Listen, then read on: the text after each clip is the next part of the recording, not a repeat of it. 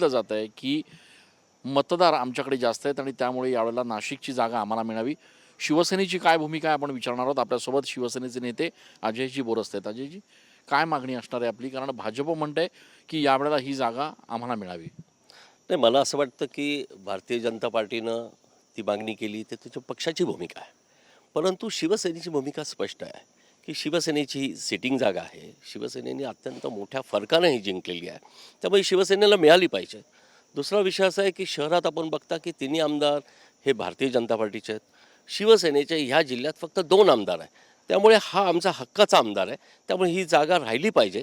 या संदर्भात माननीय शिवसेनेचे मुख्य नेते आदरणीय एकनाथ शिंदेसाहेब असतील, श्रीकांत शिंदेसाहेब असतील, यांच्याकडे सुद्धा आम्ही हीच मागणी करणार आहोत. भाजपचं असं म्हणणं आहे की आमच्याकडे मतदारसंख्या जास्त आहे, आमची ताकद जास्त आहे आणि त्या आधारावर ही जागा यावेळेला आम्हाला मिळाली पाहिजे.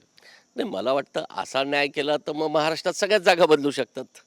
परंतु किती फरक आहे आणि याही पलीकडे शिवसेनेचं आता इथं असलेलं अस्तित्व, शिवसेनेचा असलेला संपर्क, शिवसेनेच्या उमेदवार जे आमचे इच्छुक उमेदवार आहेत त्यांचा असलेला संपर्क, मला वाटतं ही जागा निश्चितपणे शिवसेनाच जिंकू शकेल.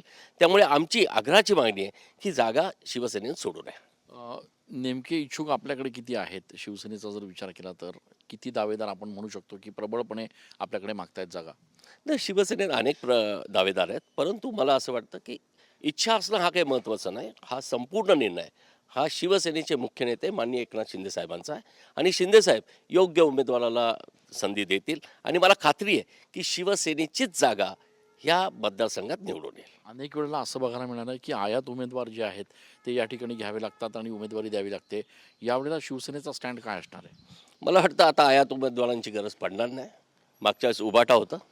परंतु आता शिवसेनेत शिवसैनिक असे आहेत किंवा शिवसेनेचे असे उमेदवार आहेत जे शिवसेनेतले, शिवसेनेच्या माननीय शिंदेसाहेबांच्या बंडात आल्यापासून सामील आहेत. त्यामुळे अशा उमेदवारांना संधी मिळाली पाहिजे अशी कार्यकर्त्यांची मागणी आहे. खूप खूप धन्यवाद. आपण बघतोय की या ठिकाणी कार्यकर्त्यांची मागणी आहे की जी जागा शिवसेनेची आहे ती शिवसेनेकडेच राहावी. अर्थात या संदर्भातला जो अंतिम निर्णय आहे तो वरिष्ठ नेते बसून घेतील असं देखील स्पष्ट केलं जात आहे. त्यामुळे येणाऱ्या दिवसांमध्ये नेमकं राजकीय समीकरण काय होणार हे बघणं महत्त्वाचं आहे. कॅमेरा पर्सन जगदीशसह मी चंदन पूजाधिकारी, TV9 मराठी.